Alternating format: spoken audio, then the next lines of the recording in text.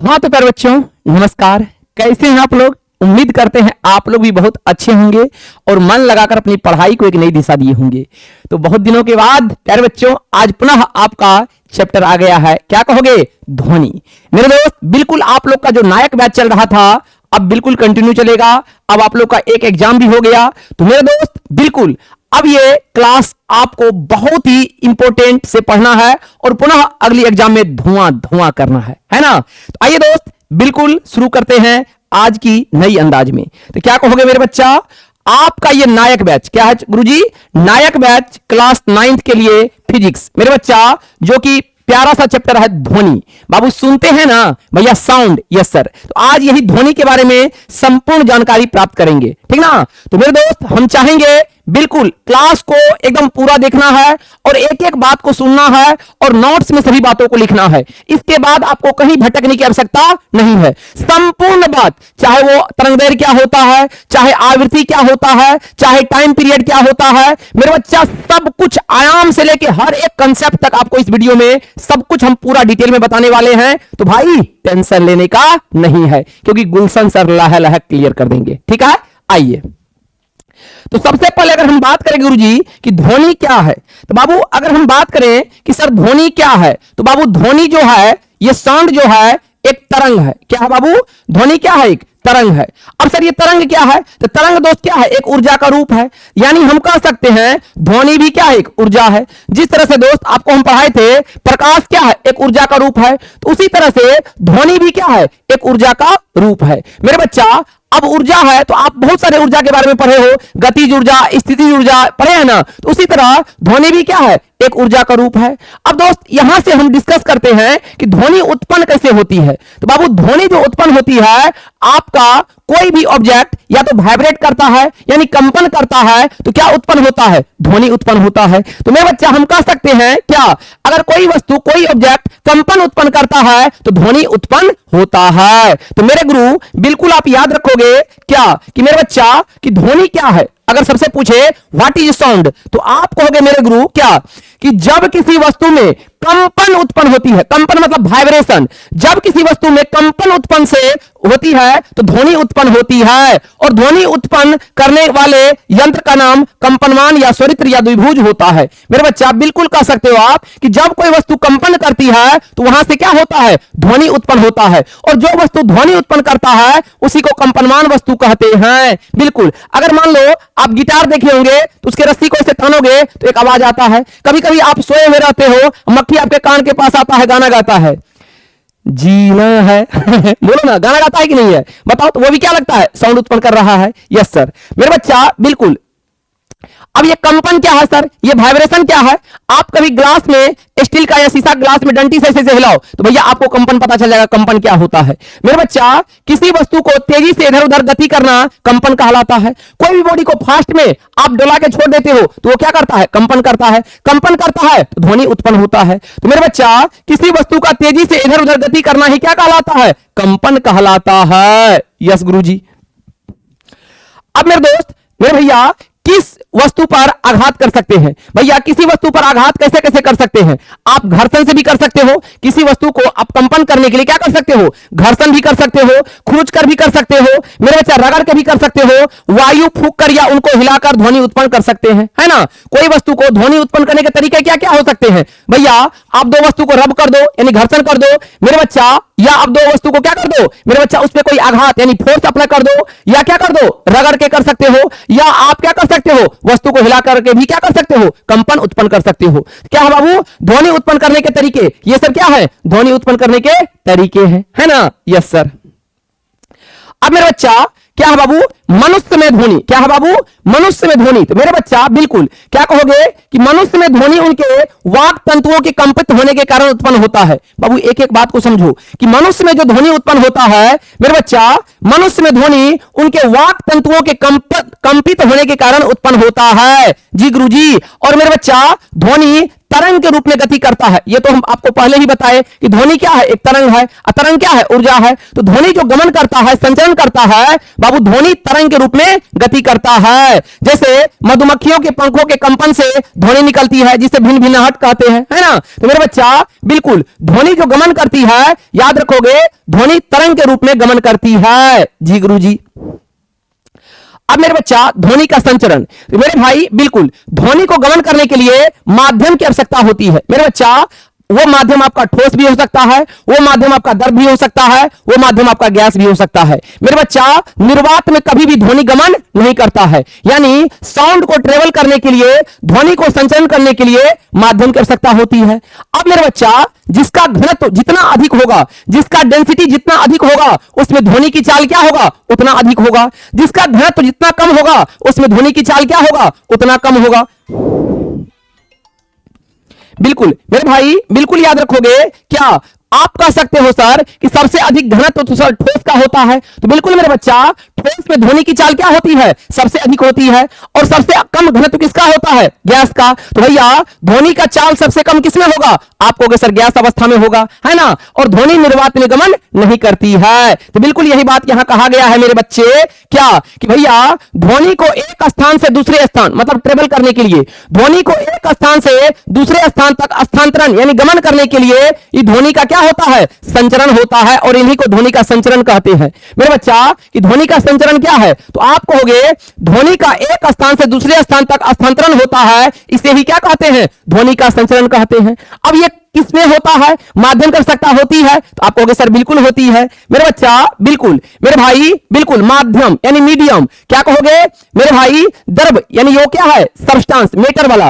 मेरे बच्चा द्रव या पदार्थ जिससे होकर ध्वनि संचारित होती है, वही क्या कहलाता है, माध्यम कहलाता है, ध्वनि का माध्यम कहलाता है। मेरे बच्चा वह पदार्थ जिससे ध्वनि गमन करती है, वही क्या कहलाता है, माध्यम कहलाता है। अब मेरे बच्चा माध्यम क्या क्या हो सकता है, तो आपका माध्यम ठोस हो सकता है, द्रव हो सकता है, गैस हो सकता है। मेरे बच्चा कि ध्वनि के संचरण के लिए माध्यम, तो ध्वनि तीन माध्यमों से होकर गुजर सकती है या संचरित हो सकती है। पहला क्या बाबू, पहला ठोस, दूसरा क्या द्रव, तीसरा क्या गैस। अब मेरे बच्चा आपको हम बताएं क्या कि सबसे अधिक घनत्व किसका होता है, ठोस का। तो सबसे अधिक ध्वनि का वेग किसमें होगा, ठोस में। सबसे कम घनत्व किसका होता है, गैस का। तो सबसे कम जो है वेग किसमें होगा, तो भैया आप कहोगे सर गैस में होगा ध्वनि का। तो मेरे बच्चा यही बात यहां कहा गया है क्या कि जिस माध्यम का घनत्व बाबू डेंसिटी, मेरे बच्चा जिस माध्यम का घनत्व, घनत्व का मतलब होता है कि पार्टिकल नजदीक नजदीक किसमें होता है, बाबू सबसे अधिक किसमें होता है, ठोस में। अब पार्टिकल सबसे दूर किसमें होता है, तो गैस में। तो मेरे बच्चा जिस माध्यम का घनत्व अधिक होता है, उसमें ध्वनि अधिक तेजी से गति करता है। बिल्कुल आपको समझा दिए हैं कि जिस माध्यम का डेंसिटी घनत्व अधिक होगा, उस माध्यम में ध्वनि का चाल क्या होगा, अधिक होगा। अर्थात उस माध्यम में ध्वनि का चाल सबसे अधिक होता है। बिल्कुल क्लियर है। अतः सभी माध्यमों की अपेक्षा ठोस में ध्वनि की चाल क्या होती है, सबसे अधिक होती है। मेरे लल्ला अगर आपसे पूछे कि सबसे अधिक ध्वनि की चाल किसमें होती है, तो आंसर में टिक लग जाएगा, ठोस माध्यम में। अरे बोलो हाँ या ना, यस सर। अब आप समझ गए, यस सर। तो मेरे बच्चा बिल्कुल अगर वही पूछे कि सबसे कम ध्वनि की वेग किसमें होती है, गैस में। क्यों, क्योंकि ध्वनि का वेग जो होता है गैस में इसलिए कम होता है क्योंकि ध्वनि गैस का जो होता है घनत्व क्या होता है, सबसे कम होता है। Yes sir. अब मेरे बच्चा ध्वनि संचरित कैसे होती है, मेरे बच्चा अगर आप क्वेश्चन पूछेगा आपसे कि ध्वनि का संचरित कैसे होती है, तो आप कहोगे मेरे भाई बिल्कुल ध्यान से सुनना है कि ध्वनि स्रोत से, ध्वनि कंपन से उत्पन्न होता है। यह दो बात तो पता चल गया कि ध्वनि जिस स्रोत से उत्पन्न होगा यानी स्रोत से निकलेगा, उसको कंपन करेंगे तो ध्वनि निकलेगा। Yes sir. क्या निकलेगा, ध्वनि निकलेगा।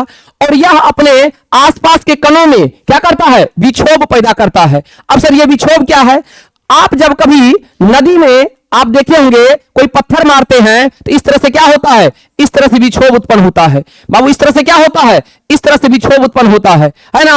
आप मूवी और में देखते होंगे जब हीरो उदास बैठता है तो वो नदी किनारे बैठ के ऐसे से पत्थर चलाते रहता है ना, टवाक टवाक, है ना। तो बाबू क्या होता है, उसके चारों तरफ एक विक्षोभ डिस्टरबेंस पैदा होता है। यही आपका विक्षोभ है, यही क्या है, विक्षोभ है।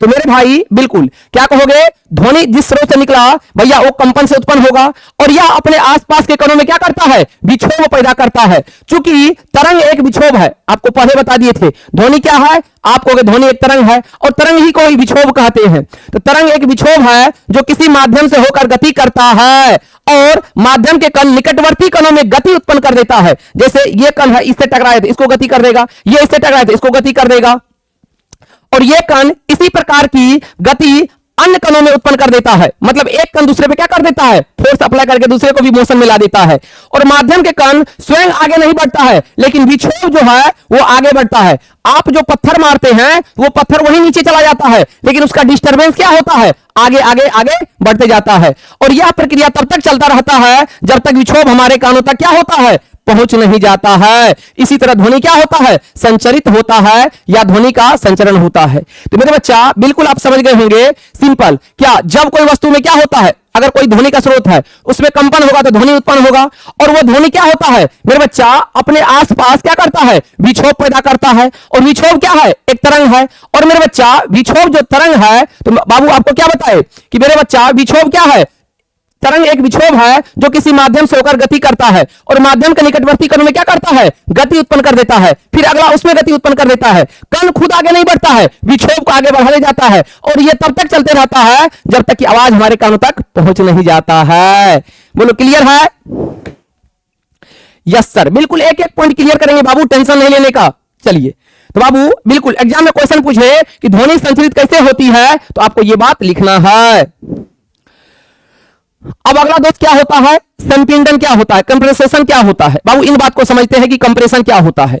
मेरे बच्चा यहां से एग्जाम में क्वेश्चन बहुत पूछा जाता है तो आप कहोगे संपीड़न और विरलन दो टर्म है, इन बात को समझो। तो भैया जब कोई कंपनमान वस्तु यानी जो वाइब्रेट कर सकता है, जब कोई कंपनमान वस्तु आगे की ओर कंपन करती है, जब कोई कंपनमान वस्तु कहां का कंपन करती है, आगे की ओर कंपन करती है, तो इस प्रकार एक उच्च दाब का क्षेत्र उत्पन्न होता है। इस क्षेत्र को ही संपीड़न कहते हैं और इसे सी से दिखाते हैं। मैंने क्या कहा मेरे बच्चा, जब कोई वस्तु कंपनमान वस्तु क्या करता है मेरे बच्चा, कंपन करता है, तो भैया आप कहोगे इस प्रकार एक उच्च दाब का क्षेत्र बनता है। क्या बनता है, उच्च दाब का क्षेत्र बनता है और मेरे बच्चा इस क्षेत्र को ही क्या कहते हैं, संपीड़न कहते हैं। तो मेरे भाई आप याद रखोगे संपीड़न क्या है, तो जब कोई कंपनमान वस्तु आगे की ओर कंपन करती है तो इस प्रकार क्या बनता है, उच्च दाब का एक क्षेत्र बनता है। इस क्षेत्र को ही क्या कहते हैं, संपीड़न कहते हैं, जिसको हम सी से दिखाते हैं। तो बाबू इसमें क्या बना, इसमें वस्तु कंपनमान वस्तु आगे की ओर कंपन करता है और उच्च दाब का क्षेत्र बना। विरलन में जस्ट इसका उल्टा कर देना है। क्या कर देना है भैया, विरलन में जस्ट इसका क्या कर देना है, उल्टा। अब बाबू विरलन क्या होता है, तो आप उल्टा कर दो कि जब कोई कंपनमान वस्तु पीछे की ओर कंपन करती है। भैया हम क्या बोले, साइंस क्या है, आप बिल्कुल एक बात को एक्सपेरिमेंट की तरह समझो, ठीक ना, जिससे आप अगला डिफाइन खुद कर सकते हो। तो बाबू संपीड़न में जो हुआ उसका जस्ट उल्टा विरलन में होता है। जब कोई कंपनमान वस्तु कहां पीछे की ओर कंपन करती है, यस सर, तो बाबू क्या कहोगे, निम्न दाब वाला, तभी क्या था उच्च दाब वाला, अभी क्या कहोगे, निम्न दाब वाला क्षेत्र उत्पन्न होता है जिसे हम विरलन कहते हैं और विरलन को आर से दिखाते हैं। अब मेरे बच्चा बिल्कुल आप समझ गए होंगे कि संपीड़न में क्या होता है सर, कंपनमान वस्तु आगे की ओर गति करता है, जबकि विरलन में क्या होता है, कंपनमान वस्तु पीछे की ओर कंपन करती है। यस सर, भैया आपको संपीड़न में क्या होता है, उच्च दाब वाला क्षेत्र बनता है, विरलन में क्या होता है, निम्न दाब वाला क्षेत्र बनता है। संपीड़न को सी से दिखाते हैं, विरलन को आर से दिखाते हैं। क्या मेरे भाई अगर ये क्वेश्चन आपके एग्जाम में पूछे कि संपीड़न और विरलन में अंतर लिखो 2 मार्क में, तो क्या आप फटाफट लिख दोगे कि नहीं लिख दोगे? तो भैया ये क्वेश्चन आपको करना है, भैया डिफिनेशन से ये क्वेश्चन आपको करना है। क्या लिखोगे, संपीड़न और विरलन में निम्न अंतर है, एक साइड संपीड़न एक साइड विरलन। बाबू नोट्स में लिख ही लोगे। संपीड़न में क्या लिखोगे, आप लिखोगे संपीड़न में कंपनमान वस्तु आगे की ओर कंपन करता है, विरलन में कंपनमान वस्तु पीछे की ओर कंपन करता है। भैया संपीड़न में उच्च दाब वाला क्षेत्र उत्पन्न होता है, विरलन में निम्न दाब वाला क्षेत्र उत्पन्न होता है। संपीड़न को सी से निरूपित करते हैं, विरलन को आर से निरूपित करते हैं। बताओ 3 पॉइंट लिख दोगे कि नहीं लिख दोगे? लिख ही लेना नोट्स में। आगे बढ़ जाते हैं, चलिए क्या लिखोगे संपीड़न में, बताओ तो दोस्त। आप लिखोगे यह तब बनता है जब कोई वस्तु आगे की ओर गति करता है। यस सर, भैया यह एक उच्च दाब वाला क्षेत्र है और क्या लिखोगे, इसे सी से निरूपित करते हैं। क्या करते बाबू, संपीड़न को मेरे बच्चा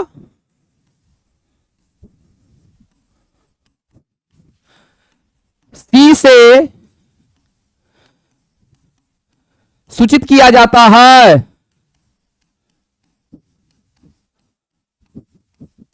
बोलो क्लियर है? क्लियर है गुरु? Yes sir. आगे बढ़ जाते हैं। अगला क्या है बाबू? विरलन क्या है? तो मेरे गुरु आप क्या कहोगे? विरलन क्या है? तो भैया यह तब बनता है जब कोई वस्तु पीछे की ओर गति करता है। Yes sir. इसमें क्या होता है? निम्न दाब वाला क्षेत्र बनता है। और इसमें आप गुरु लिखोगे क्या मेरे बच्चा? इसमें आप क्या लिखोगे? विरलन को आर से सूचित किया जाता है।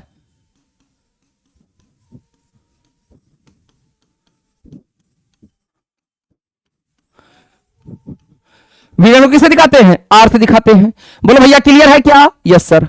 आगे बढ़ जाते हैं। अब मेरे बच्चा क्या है बाबू? आप कहोगे बिल्कुल मेरे भाई क्या कि मेरे भैया कि ध्वनि का संचरण घनत्व अधिक परिवर्तन के संचरण के रूप में कैसे होता है?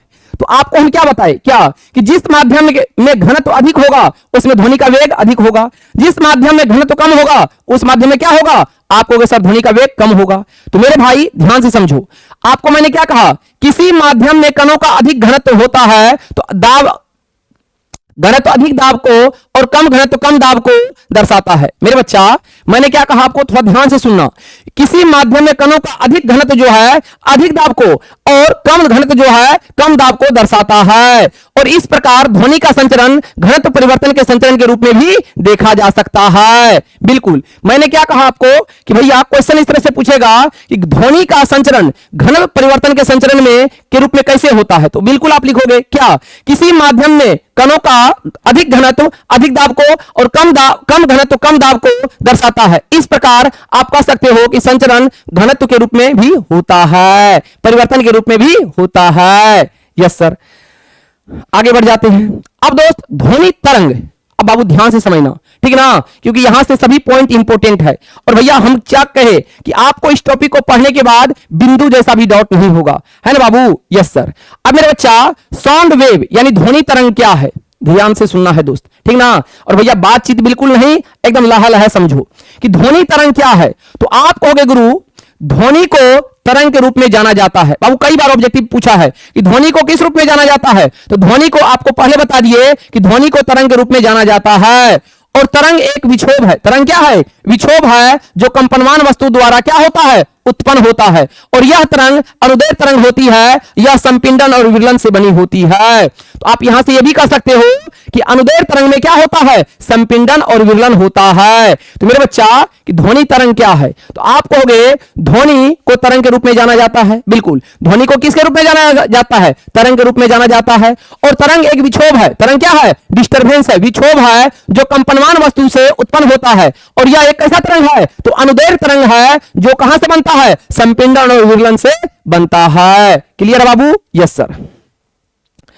मेरे भाई याद रखोगे क्या कि ध्वनि तरंग को संचरण के लिए माध्यम की आवश्यकता होती है। आपको पहले ही बता दिए थे कि बाबू कि ध्वनि तरंग को संचरण के लिए माध्यम की आवश्यकता होती है। यही कारण है कि ध्वनि का तरंगों का क्या कहते हैं? यांत्रिक तरंग कहते हैं। मेरे बच्चा ध्वनि तरंग को संचरण के लिए माध्यम की आवश्यकता होती है। यही कारण है कि ध्वनि तरंग को क्या कहते हैं? यांत्रिक तरंग कहते हैं। और बाबू ध्वनि के संचरण के लिए सबसे समान माध्यम वायु, ध्वनि के संचरण के लिए सबसे समान माध्यम वायु और सबसे समान, एक मिनट दोस्त, ध्वनि के संचरण के लिए सबसे, यहां पे एक पॉइंट नोट करोगे क्या? ध्वनि के संचरण के लिए सबसे समान माध्यम क्या है? ठोस,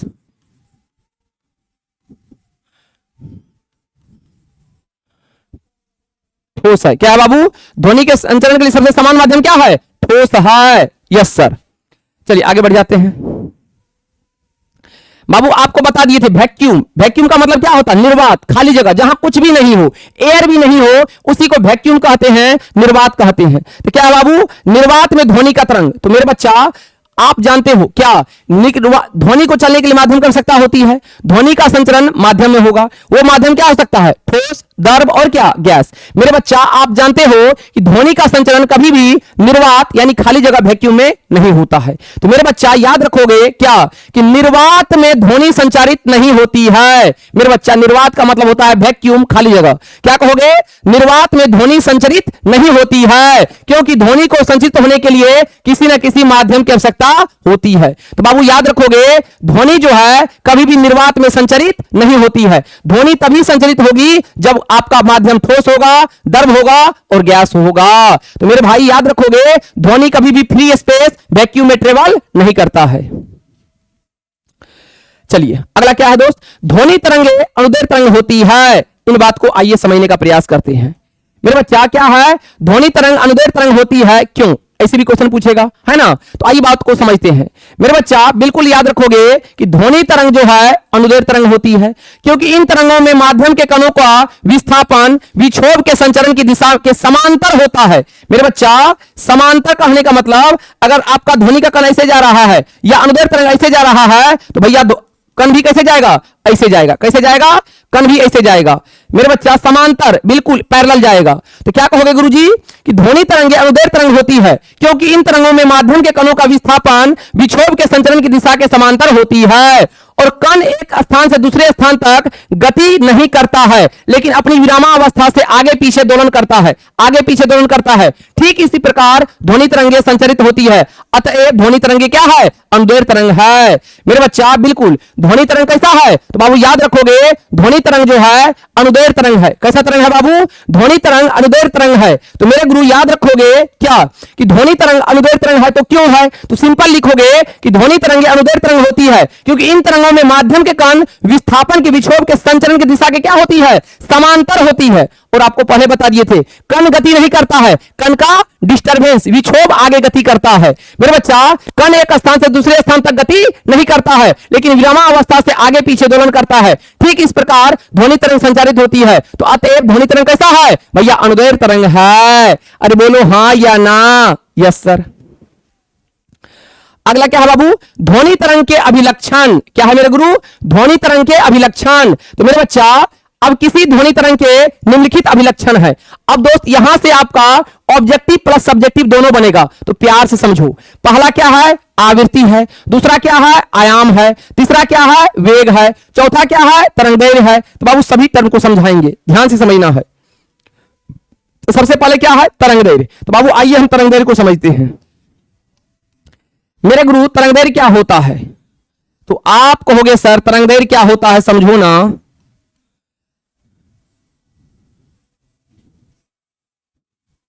इस तरह से ध्वनि गमन करता है। Yes sir. तो सबसे पहले बाबू याद रखोगे ऊपर वाला को श्रृंग कहते हैं। क्या कहते हैं? ऊपर वाला को क्या कहते हैं? श्रृंग। ये नीचे वाला को गर्त कहते हैं। क्या कहते हैं? गर्त। ऊपर वाला को क्रस्ट, नीचे वाला को ट्रफ। मेरे बच्चा बिल्कुल ये जहां जहां ये क्या कहलाएगा? श्रृंग कहलाएगा। क्या कहलाएगा? चला ये श्रृंग कहलाएगा।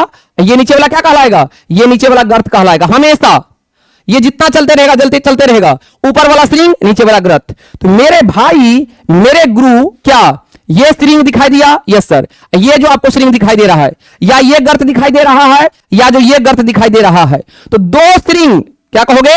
दो श्रृंग या दो गर्त के बीच का जो दूरी होता है चेला जी, दो श्रृंग या दो गर्त के जो बीच का दूरी होता है वही आपका तरंगदैर्घ्य कहलाता है।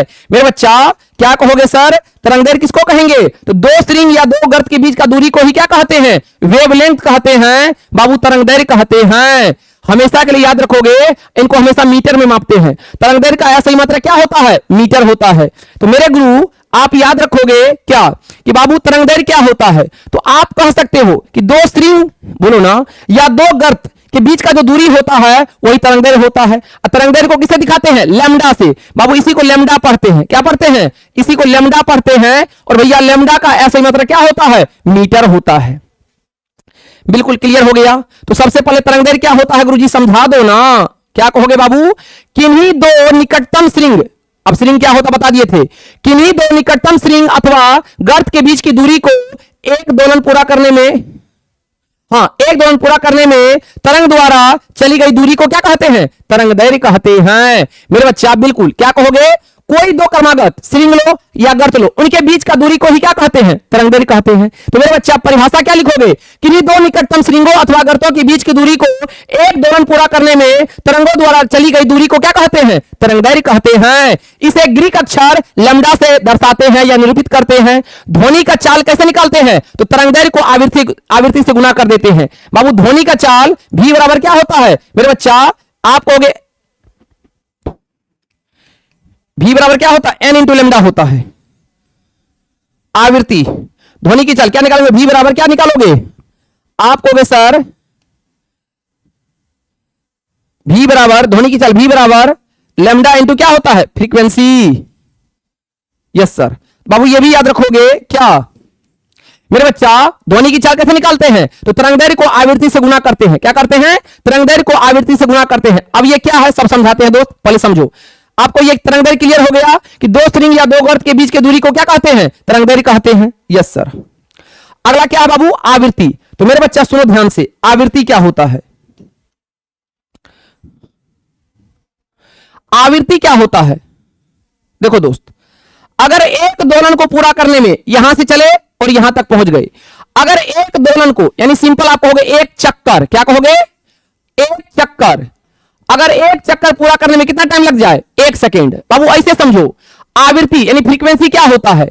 एक दोलन को पूरा करने में अगर 1 सेकेंड लग जाए, कितना लगे? 1 सेकेंड।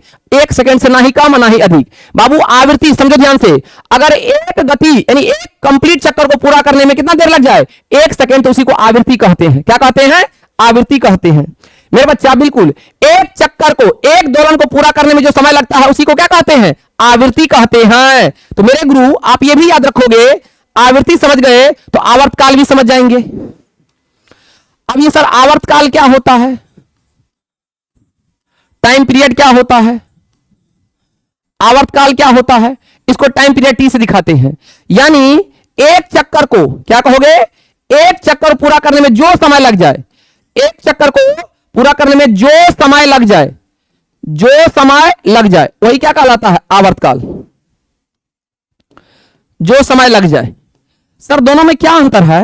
बाबू बिल्कुल बात को समझो, अगर एक चक्कर को पूरा करने में 1 सेकेंड लगे तो क्या कहेंगे भैया? उसको आवृत्ति कहेंगे, फ्रीक्वेंसी कहेंगे। लेकिन एक चक्कर को समय पूरा करने में 1 सेकेंड को छोड़ के चाहे 1 घंटा लग जाए, चाहे 1 मिनट लग जाए, चाहे 1 सप्ताह लग जाए, चाहे 1 महीना लग जाए, चाहे 1 साल लग जाए, मेरे बच्चा बिल्कुल 1 सेकेंड ना लगे, 1 सेकेंड वाला को तो आवृत्ति कह दिए, 1 सेकेंड को छोड़ के जो समय लग जाए उसी को आवर्तकाल कहते हैं। क्या कहते हैं? आवर्तकाल। तो बाबू आवृत्ति भी समझ में आ गया, आवर्तकाल भी समझ में आ गया। क्या कि एक चक्कर पूरा करने में अगर 1 सेकेंड लगे तो वो आवृत्ति हो जाएगा, और 1 सेकेंड को छोड़ के जो समय लगे वो आवर्तकाल हो जाएगा। तो बाबू वही बात यहां लिखा हुआ है। आवृत्ति। फ्रीक्वेंसी क्या होता है गुरु? फ्रीक्वेंसी को दिखाते हैं एफ से। तो 1 सेकेंड में दोलनों की संख्या को आवृत्ति कहते हैं। मेरे बच्चा 1 सेकेंड में जो दोलन होता है उसी को क्या कहते हैं? आवृत्ति कहते हैं। तो 1 सेकेंड में दोलनों की संख्या आवृत्ति कहलाती है। तो बाबू यहां पे आपको यह भी याद रखोगे, क्या भी बराबर क्या होता है? इसी को इस तरह से कर देते हैं, भी बराबर एन इंटू लेमडा। क्या हो जाएगा? भी बराबर N into lambda. Yes sir. N क्या है? आवृत्ति की संख्या है।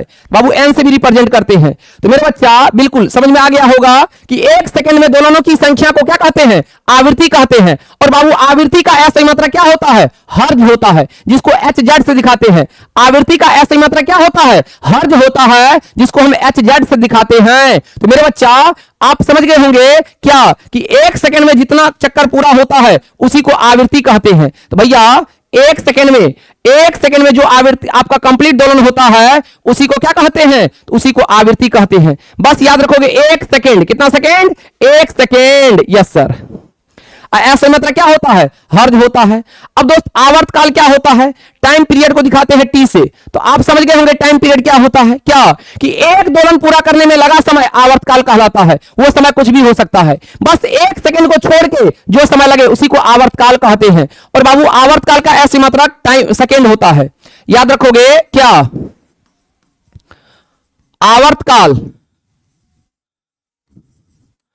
आवर्तकाल का ऐसा ही मात्रक सेकेंड इनवर्स होता है। क्या होता चला? सेकेंड इनवर्स होता है। आइए बाबू समझते हैं। तो बाबू एक संबंध होता है आवृत्ति और आवर्तकाल में संबंध, यहां से न्यूमेरिकल भी पूछा जाता है। तो याद रखोगे क्या?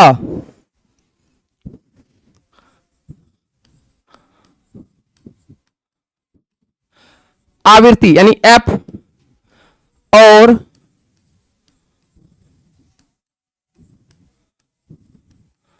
आवर्तकाल टी में संबंध। भाई आवृत्ति और आवर्तकाल में संबंध क्या होता है? तो गुरु क्या संबंध होता है? तो आप याद रखोगे क्या,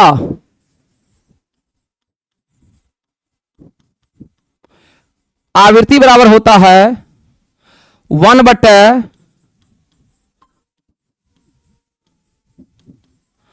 आवर्तकाल। क्या होता गुरु? आवृत्ति बराबर क्या होता है? 1/, आवर्तकाल। क्या होता चला जी? आवृत्ति बराबर क्या होता है? 1/, आवर्तकाल। मेरे बच्चा बिल्कुल याद रखोगे क्या, आवृत्ति बराबर क्या होता है? 1/, आवर्तकाल। यानी एफ बराबर क्या होता है? 1/t। बाबू एफ बराबर क्या होता है? 1/t। बाबू आवृत्ति को दिखाते हैं एफ से, टाइम पीरियड को दिखाते हैं टी से, तो दोनों में संबंध होता है। याद रखोगे आवृत्ति और आवर्तकाल में क्या संबंध होता है? तो आवृत्ति बराबर होता है 1/, आवर्तकाल। यानी एफ बराबर क्या होता है? 1/t होता है। क्या होता है बाबू? एफ बराबर 1/t होता है। तो दोस्त ये रिलेशन बहुत काम का है भैया, दोनों में संबंध याद रखोगे कि आवृत्ति और आवर्तकाल में संबंध क्या होता है? एफ बराबर 1/t होता है। दोस्त कभी कभी एग्जाम में ऐसे रिजल्ट पूछेगा, क्या रिजल्ट पूछता है कि आवृत्ति और आवर्तकाल का गुणनफल होता है। आवृत्ति और आवर्तकाल का गुणनफल हमेशा कितना होता है? तो याद रखोगे रिजल्ट 1 होता है। कहो कैसे सर? कहो कैसे सर? तो मेरे बच्चा देखो ना, ये टी ये भागा में त्रिगुणा में, तो टी इंटू एफ बराबर क्या होता है? 1 होता है। तो याद रखोगे ऑब्जेक्टिव में पूछा जाएगा क्या कि भैया आवृत्ति और आवर्तकाल का गुणनफल कितना होता है? तो याद रखोगे 1 होता है। आवृत्ति और आवर्तकाल का गुणनफल कितना होता है गुरु? तो आवृत्ति और आवर्तकाल का गुणनफल 1 होता है। क्लियर है बाबू? आवृत्ति और आवर्तकाल का गुणनफल हमेशा 1 होता है। बिल्कुल, आवृत्ति का ऐसे मात्रक हर्ज होता है और आवर्तकाल का मात्रक क्या होगा? सेकेंड। ऊपर ले जाएंगे क्या हो जाएगा? सेकेंड इनवर्स हो जाएगा। ठीक है बाबू? Yes sir. अब चलिए दोस्त, आयाम क्या होता है आइए समझते हैं। बाबू एक एक टर्म को समझना जरूरी है।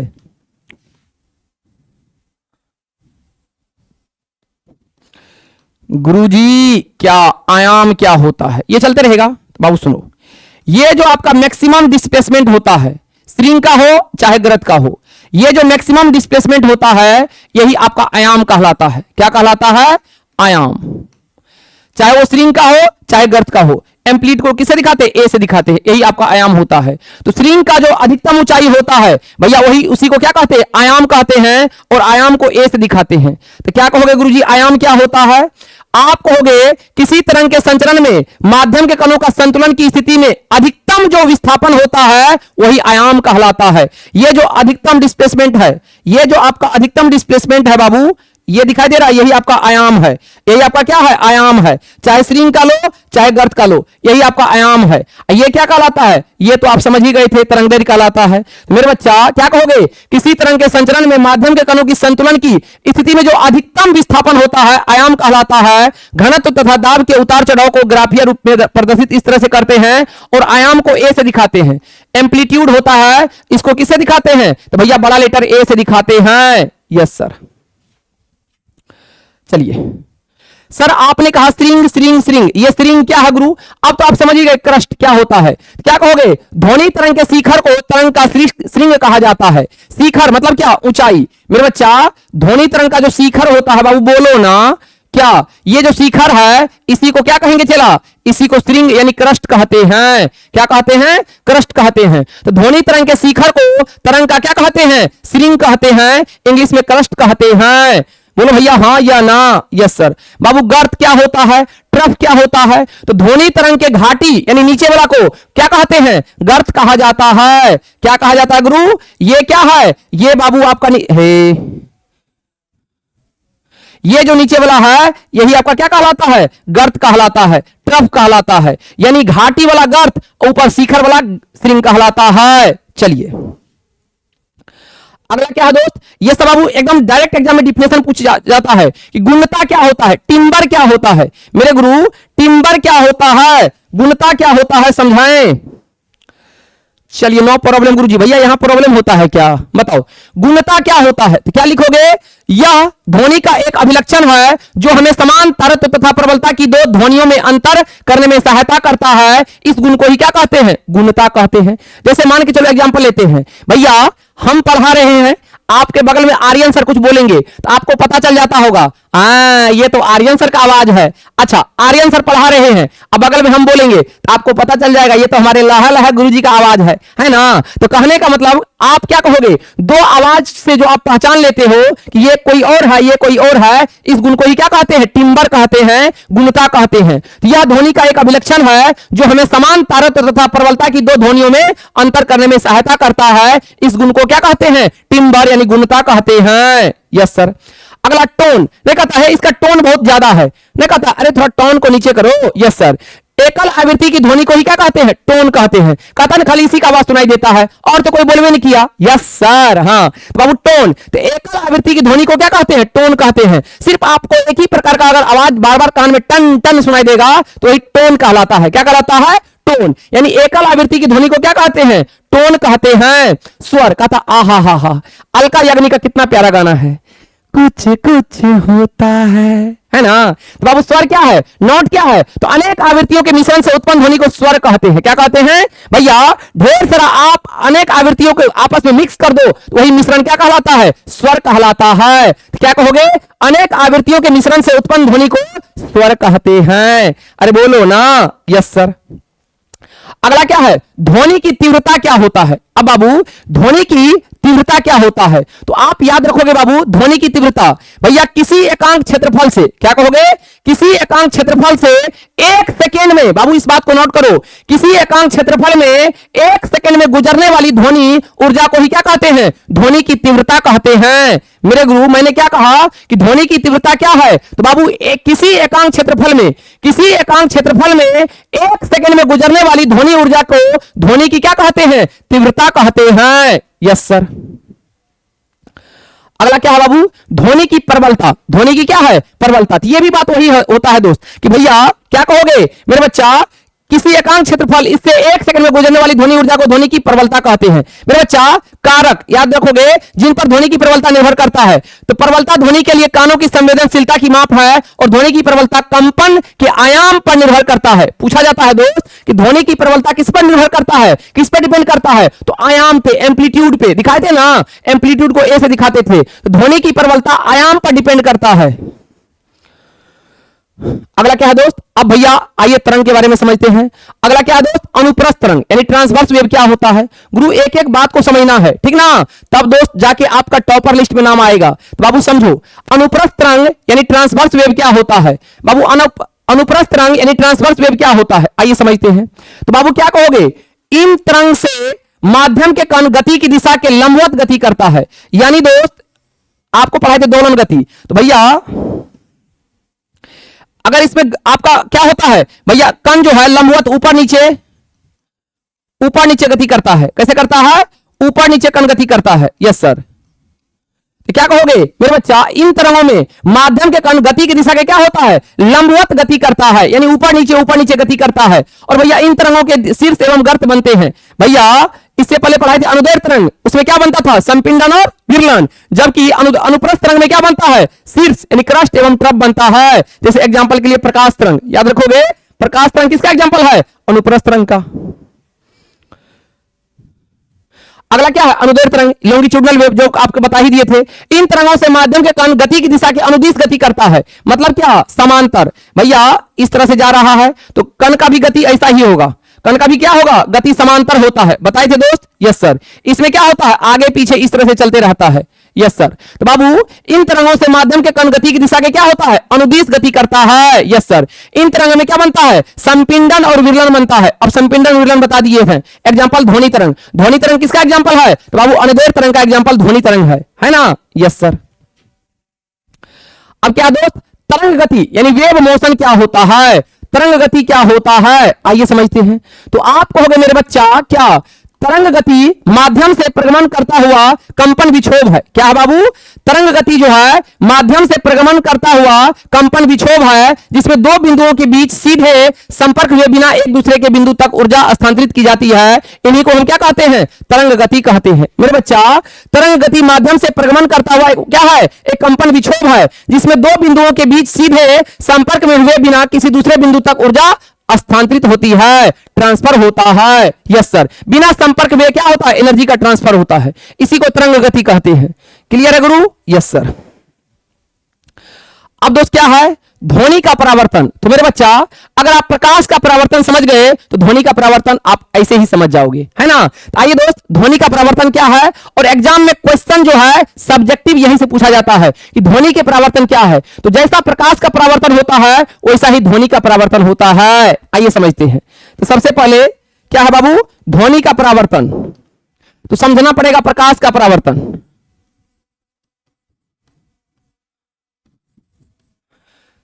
प्रकाश का परावर्तन, तो बस वहां ध्वनि कर देंगे। क्या कहते हैं? Reflection of light. क्या होता बाबू?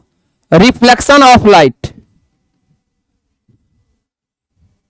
अब ये क्या कहता है? तो भैया समझो, आप लोग क्रिकेट खेले हैं। Yes sir. गेंद को ऐसे लेते हैं, दीवार पे मारते हैं, फिर गेंद क्या होता है? वापस आ जाता है। फिर दीवार पे मारते हैं, गेंद गेंद क्या होता है? वापस आ जाता है। तो भैया प्रकाश का परावर्तन क्या है? तो आप याद रखोगे गुरु क्या, कि भैया रिफ्लेक्शन ऑफ लाइट क्या है? तो आप कहोगे, इस दूसरा डांस करेगा, कि जब प्रकाश किसी सतह से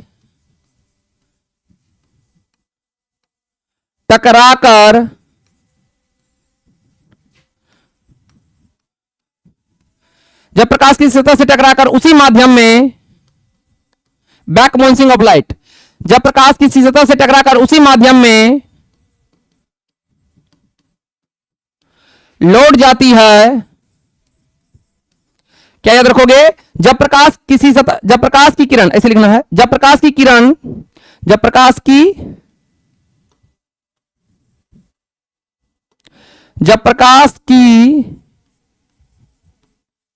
किरण किसी सतह से टकराकर उसी माध्यम में लौट जाती है, तो लौटने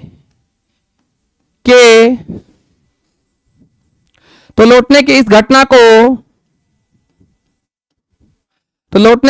को प्रकाश का परावर्तन कहते हैं।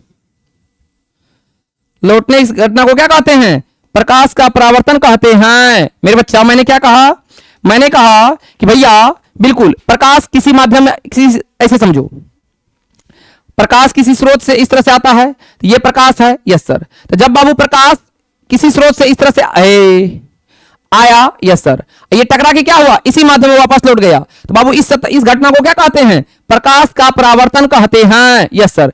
ऐसे लाइट आया, टकरा के इसी तरह लौट गया, तो इस घटना को क्या कहते हैं? प्रकाश का परावर्तन कहते हैं। तो जब प्रकाश की किरण किसी सतह से टकराकर उसी माध्यम में लौट जाती है, तो लौटने की इस घटना को प्रकाश का परावर्तन कहते हैं। अब प्रकाश को हटा दो, वहां कर दो ध्वनि, तो क्या हो जाएगा? ध्वनि का परावर्तन हो जाएगा। तो मेरे गुरु बिल्कुल आप समझ गए क्या, कि मेरे भैया अगर हमारे पास कोई एक क्या है? परावर्तक सतह है। क्या है बाबू? हमारे पास कोई एक परावर्तक सतह है। Yes sir. तो बाबू इस पर इस तरह से लाइट आया, तो बाबू सुनो, इस तरह से ये क्या हुआ? टकरा के वापस चला गया। बाबू इसके बीच होता अभिलंब। क्या होता है? अभिलंब। ये जो बिंदु होता है इसको कहते हैं आपतन बिंदु। तो बाबू थोड़ा ध्यान से सुनना भैया, जिस सतह पर प्रकाश आता है इस सतह को कहते हैं परावर्तक सतह। क्या कहते हैं बाबू? जिस सतह पर लाइट आता है उस सतह को क्या कहते हैं? परावर्तक सतह कहते हैं, रिफ्लेक्टिंग सरफेस कहते हैं। जो प्रकाश सतह पे आता है इस किरण को आपतित किरण कहते हैं। क्या कहते हैं गुरुजी? आपतित किरण कहते हैं, इंसिडेंट रे कहते हैं। Yes sir. ये जो टकरा के वापस गया इसको परावर्तित किरण कहते हैं। क्या कहते हैं बाबू? रिफ्लेक्टेड रे कहते हैं, परावर्तित किरण कहते हैं। ये जो आपका बिंदु होता है इसको अभिलंब कहते हैं। क्या कहते हैं बाबू? अभिलंब कहते हैं। ये जो नॉर्मल होता है आपतन बिंदु पर डाले गए लंब को क्या कहते हैं? अभिलंब कहते हैं। ये आपका अभिलंब है ना? Yes sir. ये जिस पर आपतित किरण आती है इस बिंदु को आपतन बिंदु कहते हैं। क्या कहते चला जी? इस बिंदु को क्या कहते हैं? आपतन बिंदु कहते हैं, पॉइंट ऑफ इंसिडेंस कहते हैं। याद रखोगे क्या कहते हैं? आपतन बिंदु कहते हैं। Yes sir. मेरे गुरु आप याद रखोगे क्या भैया? आपतित किरण और अभिलंब के बीच जो कोण बनता है इसको आपतन कोण कहते हैं, और अभिलंब और परावर्तित किरण के बीच जो कोण बनता है इसको परावर्तन कोण कहते हैं। तो ये आपका एंगल ऑफ इंसिडेंस है, यानी आपतन कोण है। क्या है चला जी? ये आपका क्या है? आपतन कोण है। Yes sir. ये जो चला जी आर है ये क्या है? परावर्तन कोण है। क्या है बाबू? परावर्तन कोण है। Yes sir. तो बाबू अब यहां से आता है प्रकाश के परावर्तन के नियम। तो मेरे गुरुजी अब बिल्कुल समझ गए होंगे। क्या है बाबू? प्रकाश के, बस वहां ध्वनि कर देना है बाबू। प्रकाश के परावर्तन का नियम, प्रकाश के परावर्तन का नियम, law of reflection of light. तो बाबू याद रखोगे क्या?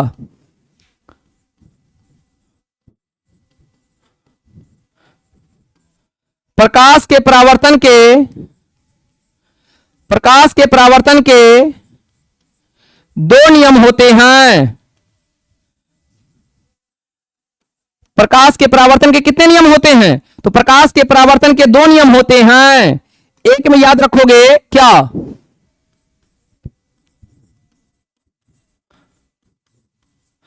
आपतित किरण, अरे भाई, कोमा परावर्तित किरण, आपतित किरण, परावर्तित किरण, और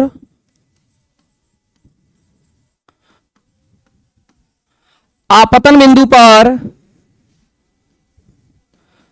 और आपतन बिंदु पर डाला गया अभिलंब,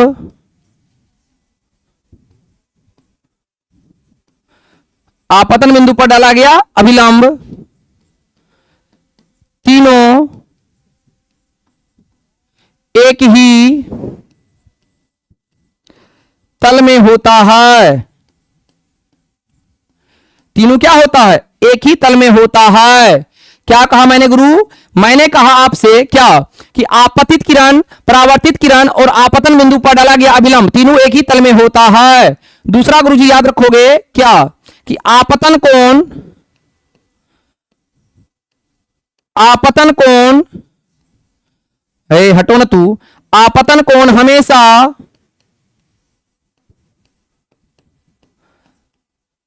अरे भैया, आपतन कोण हमेशा परावर्तन कोण के बराबर होता है। आपतन कोण हमेशा परावर्तन कोण के बराबर होता है। Yes sir. मतलब क्या? जितना एंगल आई होगा उतना एंगल हमेशा क्या होगा? आर होगा। यानी एंगल आई बराबर क्या होगा? एंगल आर होगा। क्या होगा चला जी? एंगल आई बराबर क्या होगा? एंगल आर होगा। बोलो क्लियर है? Yes sir. तो मेरे भैया बिल्कुल आप समझो, पहला नियम क्या कहता है? देखो, आपतित किरण क्या है बाबू? आपतित किरण, दूसरा क्या है? परावर्तित किरण, और क्या है? अभिलंब। तीनों क्या होता है? एक ही तल में होता है। तीनों बोर्ड के एक ही प्लेन में है। Yes sir.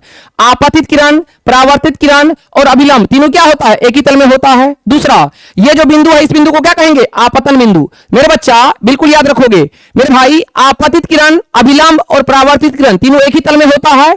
और भैया ये आपतन कोण, ये जो एंगल आई है ये हमेशा आर के बराबर होता है। एंगल आई हमेशा किसके बराबर होता है? एंगल आर के बराबर होता है। मेरे बच्चा एंगल आई हमेशा किसके बराबर होता है? एंगल आर के बराबर होता है हमेशा। तो भैया वही बात यहां कहा गया है क्या कि आपतित किरण, परावर्तित किरण और आपतन बिंदु पर डाला गया अभिलंब तीनों एक ही तल में होता है और आपतन कोण हमेशा परावर्तन कोण के बराबर होता है। तो भैया जैसे प्रकाश का परावर्तन, तो प्रकाश को हटा दो और कर दो ध्वनि, तो क्या हो जाएगा? डिट्टो सेम टू सेम ध्वनि का परावर्तन। क्या हो जाएगा? डिट्टो सेम टू सेम ध्वनि का परावर्तन हो जाएगा। आइए समझते हैं ध्वनि का परावर्तन। ठीक है बाबू? Yes sir. तो भैया ध्वनि का परावर्तन क्या होता है, लहा लहा समझ लेते हैं। तो क्या कहोगे गुरु, ध्वनि का परावर्तन क्या होता है? तो ध्वनि का चाल को प्रभावित करने वाले कारक, तो पहला क्या है, एक मिनट दोस्त, ध्वनि का परावर्तन पढ़े ना।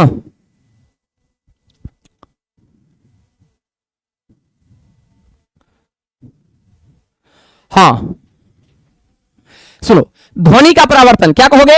Reflection of sound. तो मेरे बच्चा ध्वनि का परावर्तन प्रकाश के परावर्तन जैसा ही होता है। आपको मन में आया होगा सर पढ़ा रहे हैं ध्वनि लेके चले गए प्रकाश में, अरे भैया डिट्टो सेम होता है। तो ध्वनि का परावर्तन प्रकाश के परावर्तन ही होता है, इतना काफी है। अब जितना समझाए आप समझ गए होंगे क्या कि भैया जैसा प्रकाश का परावर्तन वैसा सेम टू सेम ध्वनि का परावर्तन। तो ध्वनि का परावर्तन प्रकाश के परावर्तन जैसा होता है और यह परावर्तन के उन सभी नियमों का पालन भी करता है ना। अब प्रकाश के क्या परावर्तन का नियम, तो दो, इनका भी क्या नियम, दो नियम। पहला, परावर्तक सतह पर खींचे गए अभिलंब तथा ध्वनि के आपतन होने की दिशा तथा परावर्तन होने की दिशा के बीच का कोण आपस में बराबर होता है। यानी सिंपल कहना चाह रहा है एंगल आई बराबर एंगल आर। कितना प्यार से समझा दिए थे। और दूसरा, ध्वनि के आपतन होने की दिशा, अभिलंब और परावर्तन होने की दिशा तीनों क्या होता है, एक ही तल में होता है। वही बात तो है, यानी क्या कहोगे, आपतित किरण, परावर्तित किरण और अभिलंब तीनों एक ही तल में होता है। क्लियर है दोस्त? चलिए अब क्या है दोस्त, अब ये टर्म इंपॉर्टेंट है क्या कि ध्वनि को प्रभावित करने वाले कौन कौन कारक हैं। मेरे बच्चा कि ध्वनि को प्रभावित करने वाले कौन कौन कारक हैं, इस बात को थोड़ा ध्यान से समझेंगे। ठीक है गुरु, है ना? Yes sir. तो ध्वनि की चाल को प्रभावित करने वाले कारक, तो बाबू पहला याद रखोगे तापमान। पहला क्या है, तापमान। ताप के साथ ध्वनि का वेग में क्या होता है, परिवर्तन हो जाता है। मेरे बच्चा तापमान को जैसे जैसे बढ़ाओगे ध्वनि का वेग भी उतना बढ़ेगा। और दूसरा क्या है, माध्यम। अलग अलग माध्यम में ध्वनि की चाल अलग अलग होती है, ये तो आप जानते ही हो कि ठोस में सबसे अधिक है, गैस में सबसे कम होता है। चलिए अब बाबू ये संबंध बहुत खतरनाक है कि ध्वनि की चाल और प्रकाश की चाल में क्या संबंध है। आइए दोस्त समझते हैं। तो मेरे बच्चा बिल्कुल याद रखोगे कि ध्वनि की चाल प्रकाश की चाल से कम होता है। मेरे बच्चा ध्वनि की चाल जो होता है प्रकाश की चाल से कम होता है। उदाहरण के लिए त्वरित बिजली की चमक तथा गर्जन साथ साथ उत्पन्न होता है, लेकिन चमक दिखाई देने के कुछ सेकंड बाद क्या होता है, गर्जन सुनाई देती है, क्योंकि प्रकाश की चाल ध्वनि की चाल से तीव्र होती है। चूंकि प्रकाश की चाल हम तक जल्दी पहुंच जाता है और गर्जन हम तक क्या होता है, प्रकाश की चाल के कारण देर सुनाई देता है। तो बाबू पूछेगा ध्वनि की चाल और प्रकाश की चाल में क्या संबंध है, तो बाबू प्रकाश की चाल अधिक होती है, ध्वनि की चाल कम होती है। आगे बढ़े। अब दोस्त क्या है, प्रतिध्वनि। जैसे हेलो कहते हैं, कहता है हेलो, कहता हेलो हेलो हेलो, यही है दोस्त प्रतिध्वनि। एक सेकंड मेरे बच्चा, एक सेकंड बस।